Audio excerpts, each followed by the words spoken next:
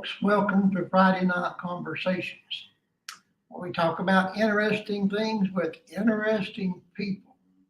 Today, I'm going to make a phone call to a lady that is the daughter of Arthur Smith. He was murdered in 1979 in Bell Fountain, Ohio. Um, and his murderers really have not been found because a man was framed for the murder and is now in prison. So we're going to be hearing from Sheila Lile. She is the daughter of Arthur Smith, and she's going to be telling her story about what really happened the day her father went missing and how his body was found and how everything played out. Uh, she's a very sweet lady, and I thank her for coming on.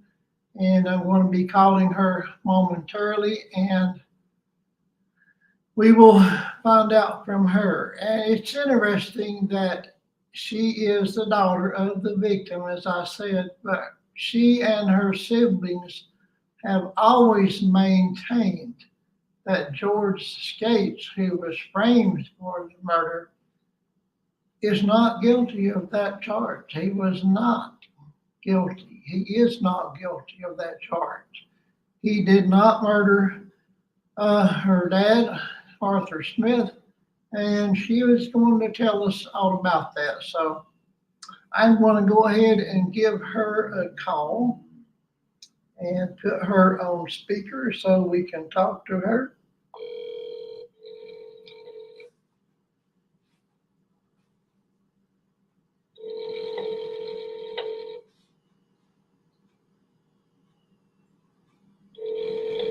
Hello. Hello, Sheila. This is Steve Holder. I promised I would call you today. How are you? Well, I didn't get a lot of sleep, but I hope I don't lose my train of thought too much. If I do, maybe you can help me. Okay, well, I won't keep you long. I do appreciate you talking to me yesterday and today. I'm glad you called me. I talk to anyone, and I have all these years that shows an interest, in the case. I do better if you ask me questions. Are there certain things you would want to talk about right now? Okay. I do want to go ahead and tell you that we are being recorded, and you said that's okay with you, right? So I can put this on my podcast. Okay, just want to make sure we're okay with that. So I know your father was murdered in 1979, correct? Yes, October 12th. Okay. And can you tell us what your father did on that day and how he got killed that day and the things that transpired on that day and afterwards? Would you tell us that, please? I'm trying to understand what you said.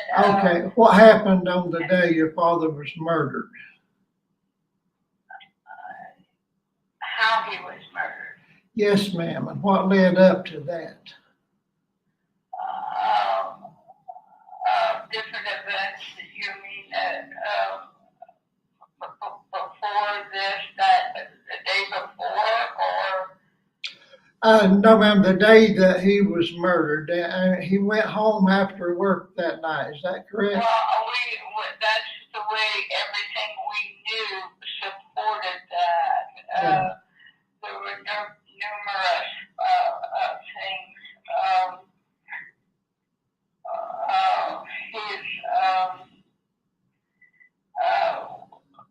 The way he took off his, first the A&P store manager was outside leaving, but he was talking to someone, and he saw his car move, was parked out front of the link store running, and he saw it move and go out the end that he always went when he was going home.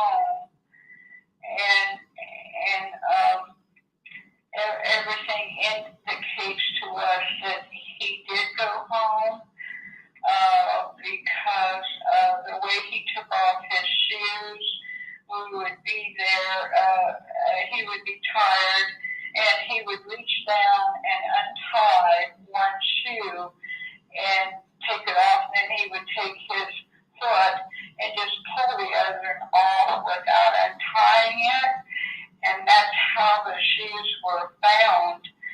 They showed me a photograph of that beside his body when it was found. And the autopsy also reveals that there was a gravy-like substance in his stomach and pieces of like bratwurst or frankfurters or something. He went hours without eating lots of times, and he had that night, I was told. So that food was still in his stomach, undigested. See, there's other things that indicated he went home. His glasses were never found. His tie was never found.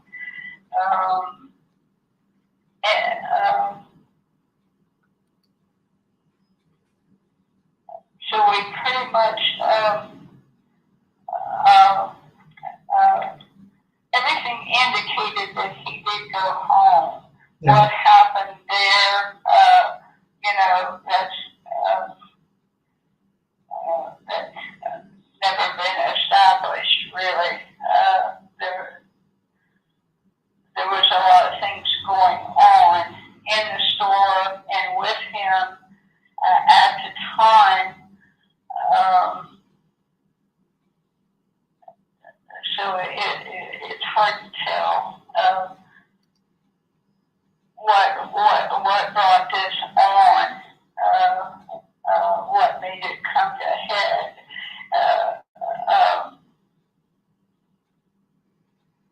Yeah, there was some talk about his stepdaughter, Kathy, and having some dealings with some bad characters that may have had something to do with it.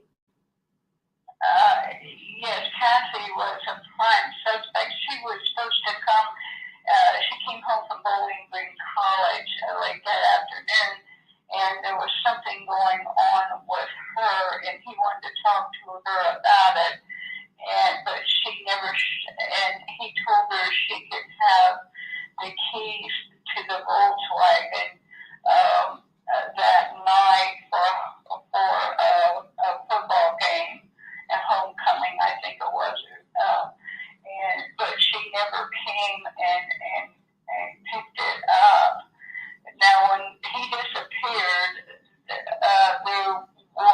there was paperwork on the chief of police's desk on Kathy about small bad checks checks that she had cashed of her fair checks her mother had gotten. They I guess were not getting along about something kind of, and why she done it, I don't know, but her mother had wanted push dad to record it and find out who cashed those checks, and when he found that, was told that the police department that Kathy had cashed them because she was working. It was easy for her to have it done because she was working part-time at Rinks that summer.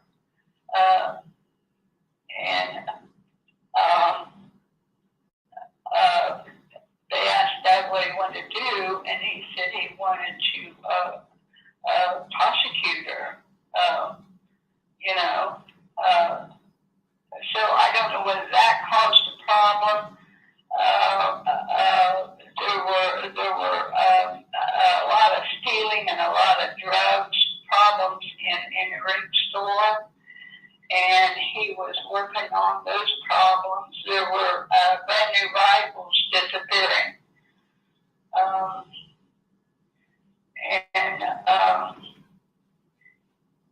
And there was a drugstore also in Rinks that had really nothing to do with Rinks. It was a separate business. Did you say the drugstore? Yeah, didn't the drugstore have some kind of shady deal? Gray Drugs was separate from Rinks. Yeah. But they had turned the books over to my dad and asked him to look them over and see what he could find.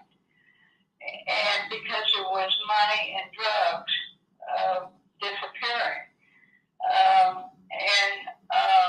He told us, he sat out here and told us in our living room not too long before he disappeared, this happened, that they weren't fooling him. He had knew what was going on, and he was keeping a record of it in a little black book.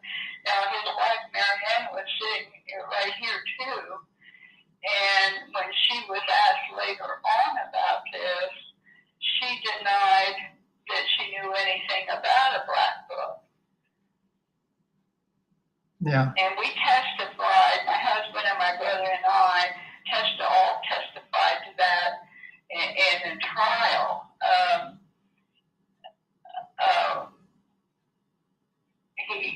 And we asked him if he had talked to anybody about it, and he said, right now, at this point, I don't know who I can trust to tell what. Now, I think my father too, that had something to do with it.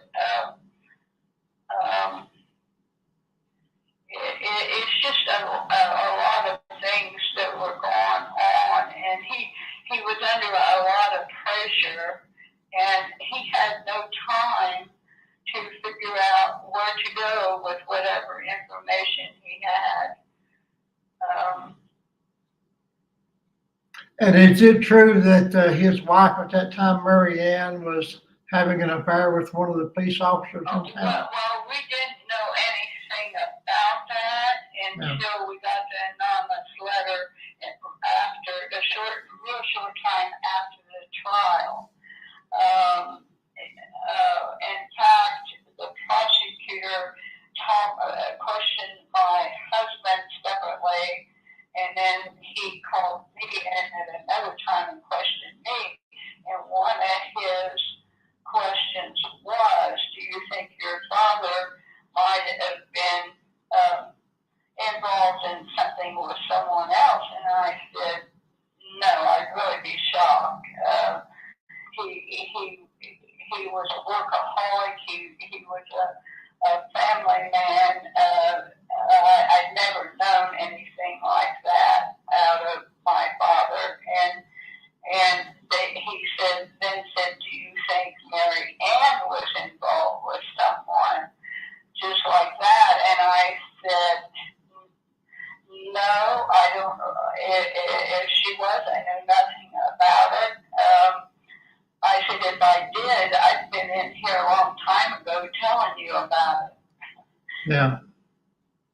So how did that come out? Who first stated that she had an affair, or was it proven? Well, yes, as far as the police, it came from police department, different ones that they knew that he was always stopping in downtown at that little jean and shirt store that my dad had opened, but he opened it in Mary Ann's name, so it wouldn't be a conflict of interest with Ring. Yeah. And it was right downtown, right across the street from the Citizens Federal Savings and Loan. And it was said that many times after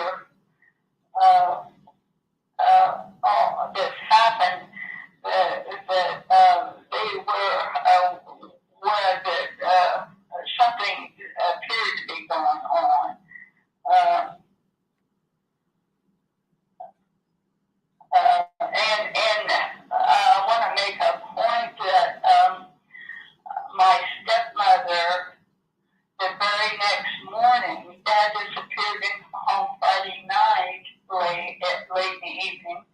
And so she said, and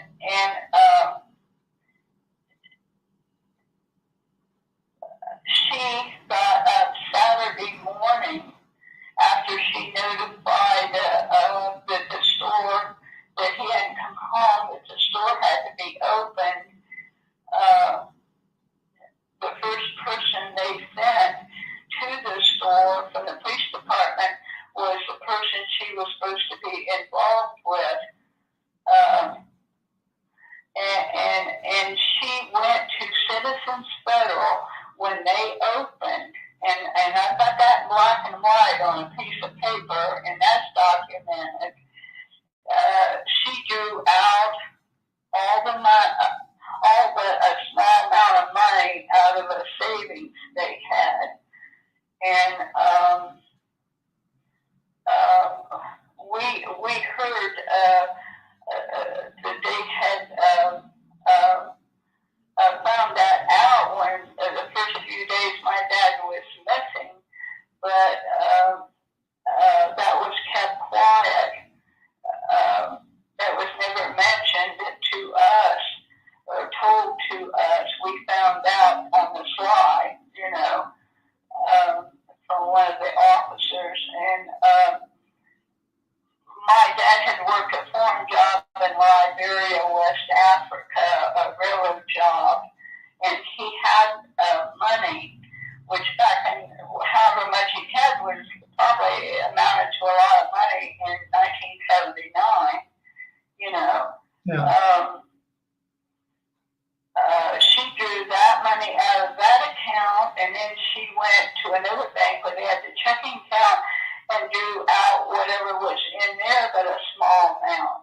Now, if your husband's missing, what reason would you have to go empty accounts the very next morning?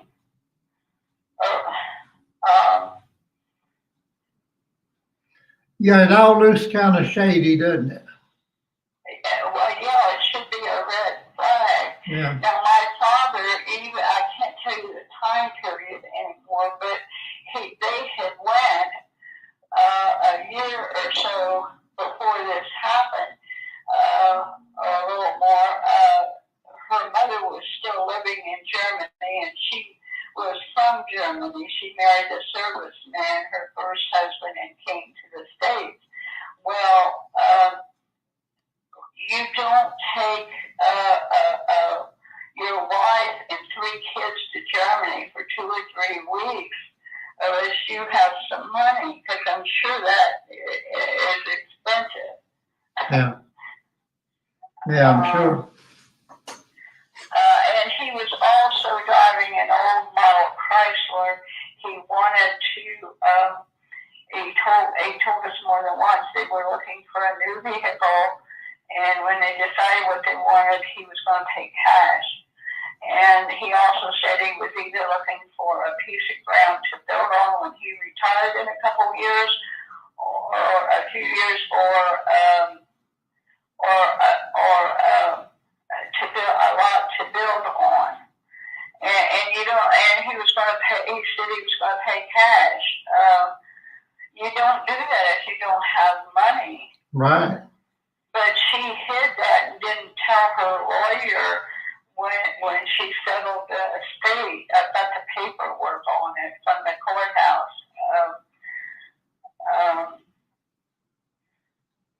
Now, was it several? And Marianne also, I didn't mean to interrupt you, didn't want to forget, Marianne also, the home was a small one that they had moved to, one of the smaller home instead of the larger one like they had when he was living up here before.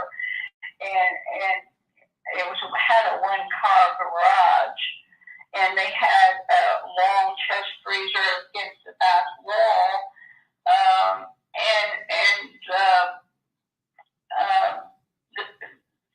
They had so much stuff in the garage on the side they couldn't park this large Chrysler.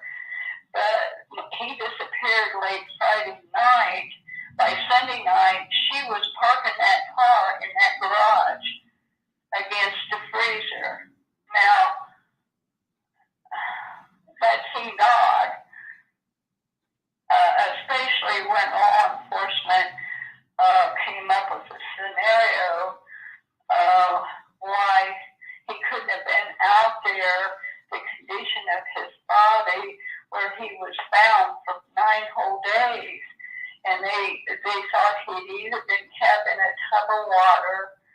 or a freezer.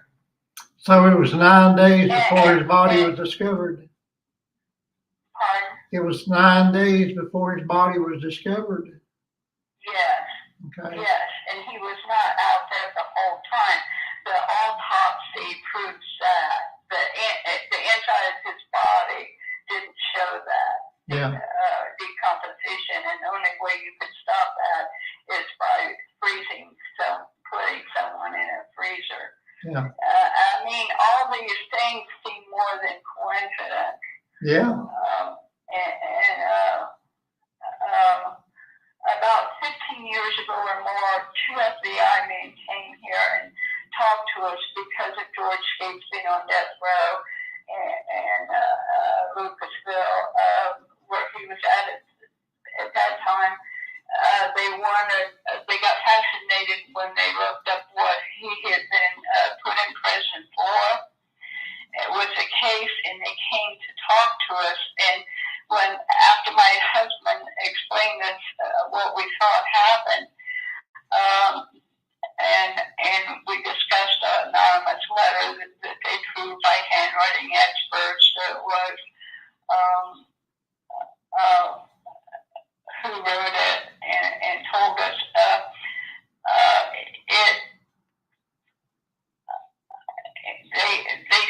when we were all done, they said there is no way that we have talked to numerous people over the years and on a lot of cases, but this case is really different.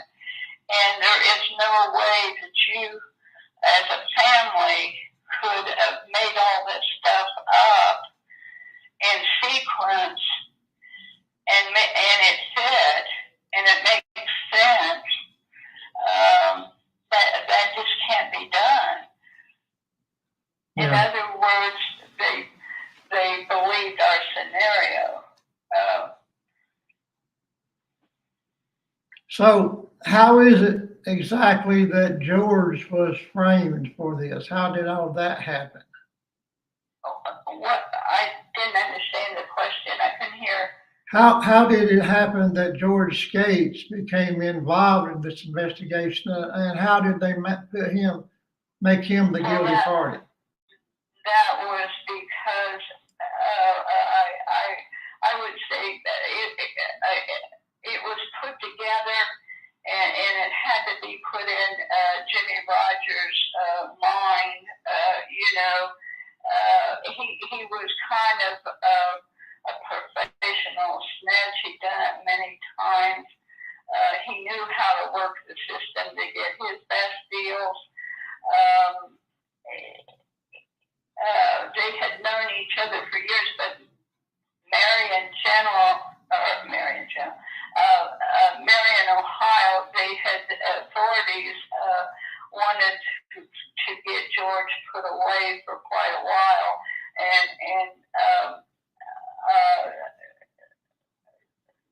the prosecutor up here was looking at a way to solve the case at the time because he was getting a lot of pressure over it.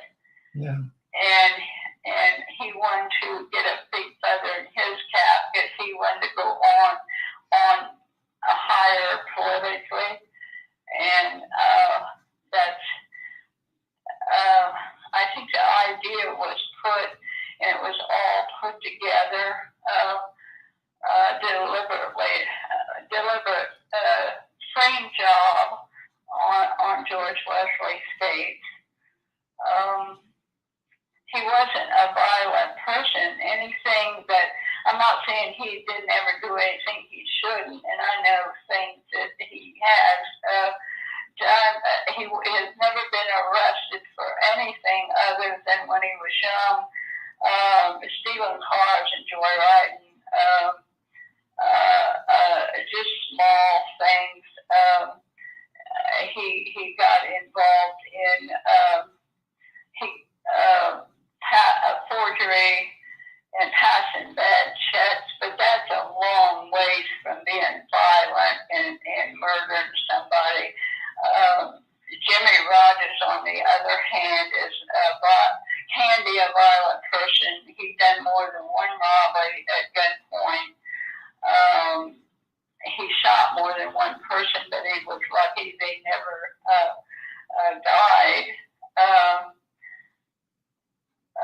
he was dating Kathy also, correct, Jimmy Rogers? I'm not, I never heard that said in any of the prosecutor's notes or stuff, but Okay, she knew him. okay, And she was messing with drugs. Um, I know they were having, the only thing my dad or Marianne would say came from that. I think we're having a little trouble, with Kathy. Like all, she, at that time she was probably a senior. When this happened, she had already graduated, and was had put in her first few weeks at Bowling Green College. Now, did she have a police record at the time? Oh no, She looked like the sweet little girl next door. Okay,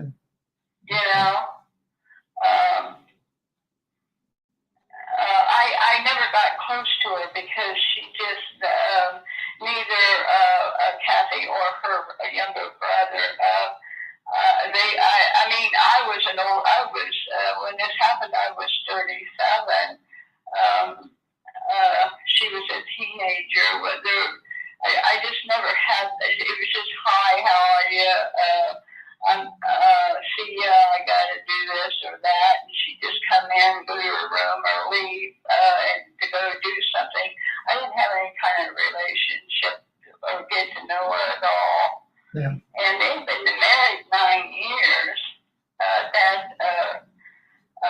That's quite a while. They were just her and her brother in grade school when they got married.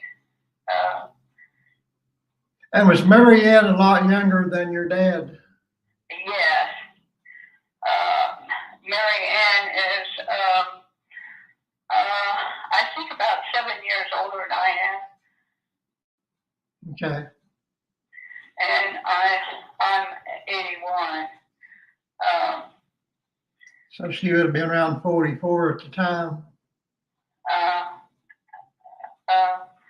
I'd have to do my math here. I can't think that quick. Okay. And how old was your dad when he was murdered? He was 57 when this 57. happened. Okay. When this happened, I realized I might have been 37 years old, but I was a daddy's girl. Yeah. And I still am, and I'm still trying to get justice for him. And I would like to believe that there are some honest people in this world, and that justice does will out in the long run. And that's why I wanted to talk to you, because I wanted to help any small way I can to get the truth out there, and hopefully, I don't know if it has anything at all to do with getting justice for, some kind of closure for your family, and, that would be great. That's what I would like to do. I would like to just help you all find some kind of peace about it, knowing that the real killers were caught. Well, it also want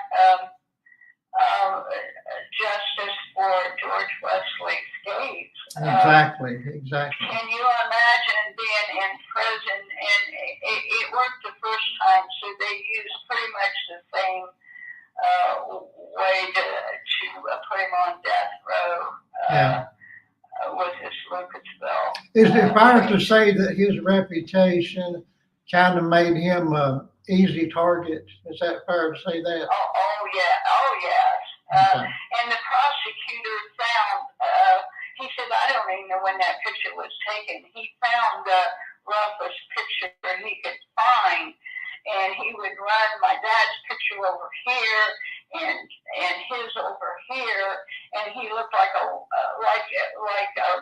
rough person. Yeah. And he tried him in the press. I mean, he constantly was putting stuff out there. He even went to the length of saying George was hiding out for a period of about 2 months before he turned himself in. He didn't really turn himself in. He accidentally shot himself in the arm. But that kept him from being killed because the prosecutor put out there that he claimed he'd never be taken alive. That's not true. But he put all this out there making people believe that because they sent a SWAT team, like at one time, I don't know how many people surrounded his property, his place, and trying to find him. And we had been hearing rumors here for a short time that the plan was they had been given orders if they found him to shoot to kill because he was really he was armed and he was dangerous. Yeah. So he ran when he found out they were looking for him. Is that what happened? He evaded them. Yeah. Why did he do that? Was he just scared of being arrested or what? He's in a state of confusion, I would say. Yeah. He had heard rumors that they were going to come after him, and they were on some serious charges. Somebody tipped him, but he had no idea what they were talking about. Because he had been to jail before, or was he on parole or probation or anything at that time? I repeat that, I didn't hear it. I know that he had done some jail time before. Was he on probation or parole or anything at this time? No. He had been out for a period, I understand, a good 7 years. Okay. He had been trying to, he'd been going straight,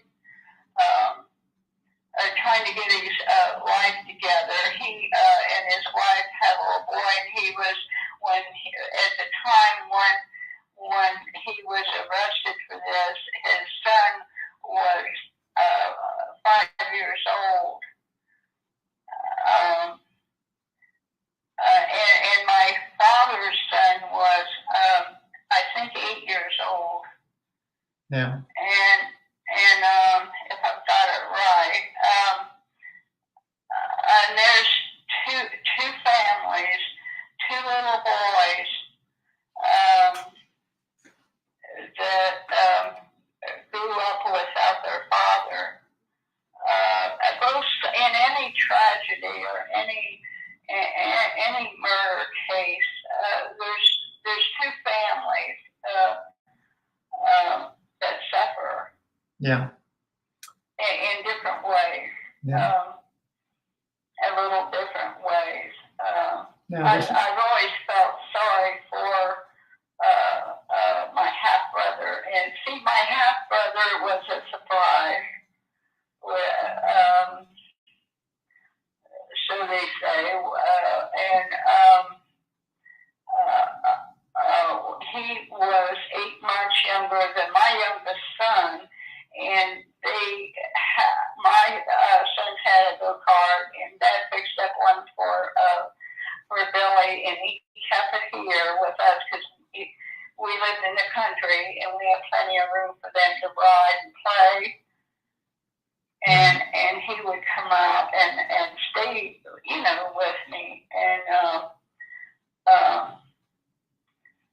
but after this happened, she broke contact with us too. And I often wonder, it was hard on the kids because they didn't see each other anymore.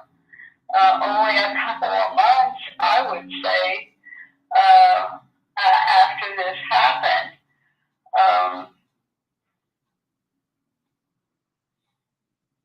So do you feel like there's any chance at all that George could be released off of death row anyway? Do you think there's any possibility of that? they don't want, it's plain to see they don't want anything to us to get anywhere with my father's case, because that would open the door for Lucasville. Yeah. And they sure don't want the truth coming out about Lucas. I can't even talk. Yeah, the Lucasville riot happened in 1993, correct? Uh-huh. I And think so. yeah, and George was accused of killing He was a couple of people. on that end of, I guess that it. I can't quote anything. A prison riot, yeah. I'm not. It's part of the Lucasville Five, is the way they called it. Yeah. But he done a lot of things to kept people with him and kept them from being beat up more, or killed, or he even got one man out at his own risk on a stretcher, and they took him out of the prison yard by helicopter, and I think he lived. He became spokesman. See, I knew an investigator from Marion that had knew him for years, and she had told me a lot of things also, and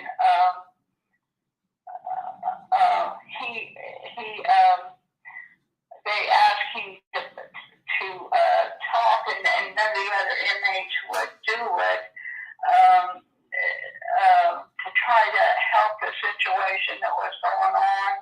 And he, to my understanding, he has said he helped.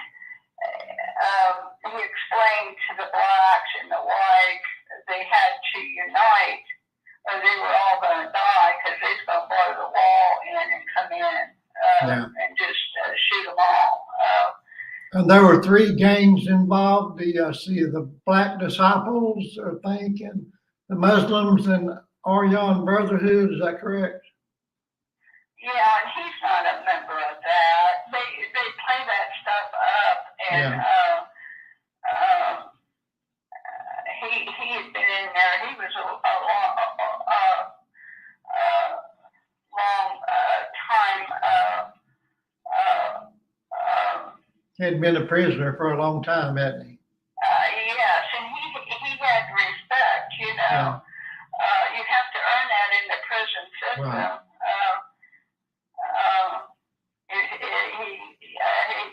He feels that, you know, you don't mess with me, and I won't mess with you. Yeah. You know, he sticks to himself because he's already been snitched on. You in a prison system, you talk to anybody at all. There's people in there constantly trying to get something to help their own situation, you know? Sure, yeah.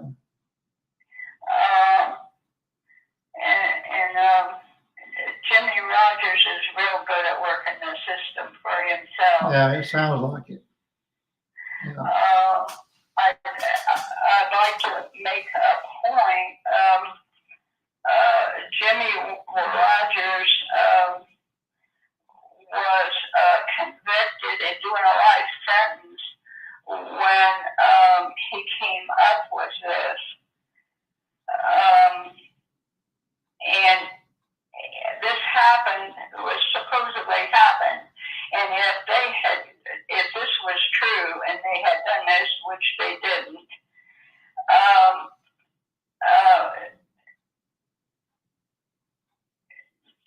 Jimmy Rogers was arrested, I guess, and this started in 1980. And if he had that information that they had done this, and he was good at snitching and getting a better deal, why didn't he use that at that time? And he wouldn't have been in there serving a life sentence. And if you Now, look up what he was convicted for, they just wiped all that out. He's done just a few years, and he's been out for I don't know how long. so he's a free man now. Oh, yeah, he's been a free man for I don't know how long now. Yeah. Um, Has he stayed out of trouble then, I suppose, since he's still free? I haven't heard of anything he's Yeah. gotten into, but see, he's up in age. Yeah. So, I no, mean, anything George Skate's done, he has sitting there as an innocent person all these years. He has more than paid his debt to society, as far as I can see. yeah. I think it says a lot that you and your siblings have always been of the conviction that George was not guilty of your father's Yeah, and murder. we had never heard of him, never saw him, didn't know a thing about him, and I know as soon as we heard, and we heard rumors for a few weeks before the grand jury was announced, my husband said something like, I wonder who he found to pin this on. Yeah. And it sure didn't make any sense Yeah. whatsoever. Yeah, it's a terrible injustice. I mean, there's one corruption after another in this case. If when something happens, my stepmother never once sit down and talk to us, and we asked her several times, will you come out and sit down and talk to us? And if you ask her anything, she would say, she'd answer you real quick, and she'd say, lots of times she'd say, what are you asking? Yeah. And I mean, all those things mean something. Yeah. So she's got a lot of secrets, in other words. Yeah. And they even said that body showed that he had, when he was put out there, his shirt was wrinkled like whatever he had, still had one hand bound with, or his hand at that. They had wrinkled his shirt, taken a hold of him to lift him. And I'd say it'd take more than one person to lift him up. And they said his body looked, the prosecutor told me that himself looked like they got out and laid him there on the ground. They didn't, he said, it's not like they drove in a vehicle and rolled him out, you know. His shoes were not picked up and thrown out. His shoes were set neatly by his body, and the prosecutor at the time said this indicates remorse by the person that was doing it. Interesting. But yet he was shot so many times, but he had had one hand loose, and they thought it came out at the trial, foreseeing person,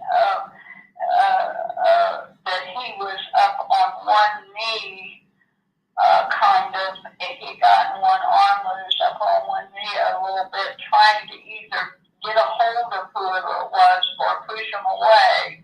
He had 2 graze wounds.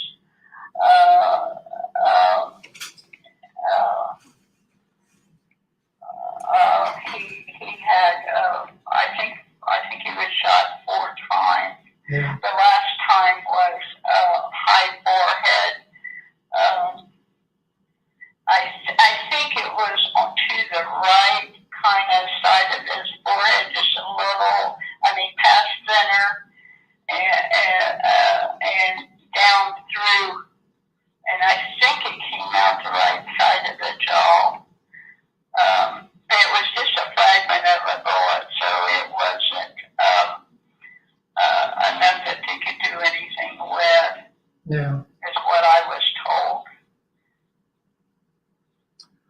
Well, Sheila, I really do thank you for talking to me, and I hope this, helps somehow to get word out, bring it out. I don't know if it will, but I'm willing to try. Okay. Oh, okay, I appreciate that.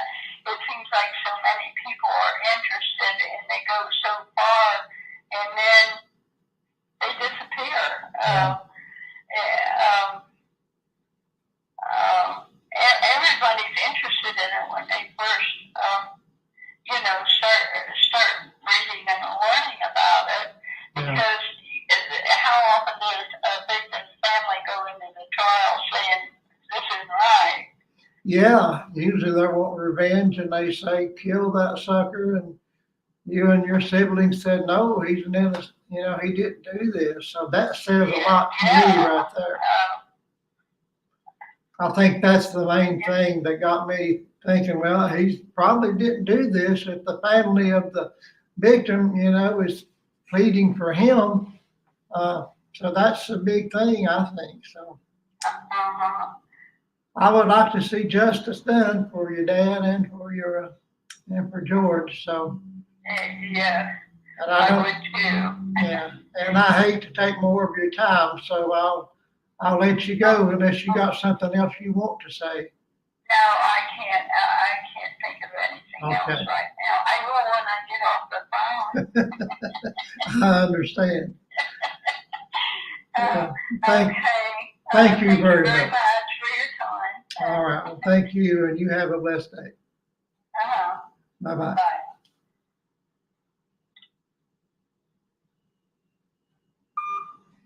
Okay, that was an interesting conversation with Sheila, the daughter of Arthur Smith, who was murdered in 1979. And, since George Gates was framed for this murder, that means that whoever killed or ever how many people were killed, or excuse me, whoever killed Arthur Smith, is still out there if they're still alive. So, even though the state of Ohio considers it a closed case, it's, as far as I'm concerned, and as far as the people that really believe that George is not guilty of this, it remains open, and hopefully something good will come out of it, and who knows. But I really do appreciate Sheila for coming on. She's a sweet lady. I think she's in her 80s, so it was asking a lot of her to get her to talk, and I really thank her. So thanks to everybody for watching. Thanks for tuning in to Friday Night Conversations. This is a special edition. It may be released before Friday night. I'm not sure. But anyway, thank you for watching, and God bless, and have a wonderful day. Bye-bye.